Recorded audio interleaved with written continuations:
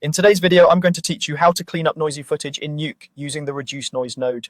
Digital noise shows up as grainy speckles, especially in low light or high ISO shots.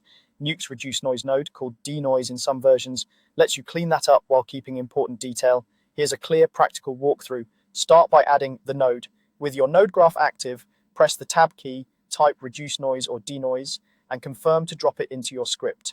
Next, connect your footage. Take the output of your read node and plug it into the input of the reduce noise node so the effect processes your plate.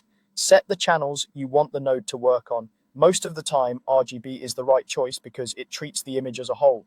If you're trying to preserve color nuances while calming the grain, target luminance only. That way, the chroma information remains intact and you're mainly smoothing the brightness noise that's most distracting. Now adjust the strength control.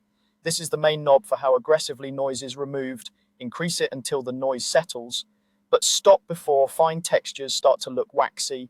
Watch areas like skin, hair, and small text. They reveal oversmoothing quickly. A gentle setting is often more convincing than a heavy-handed pass. Then tune patch size and search radius.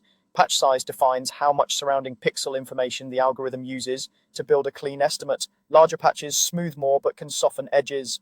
Search radius tells the node how far to look to find similar patches.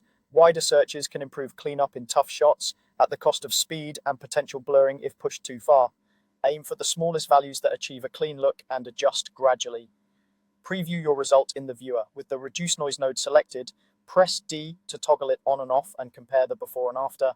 View at 100% when judging fine detail, and check a few different regions of the frame so you don't miss artifacts hiding in shadows or flat walls. That's it. Add the node.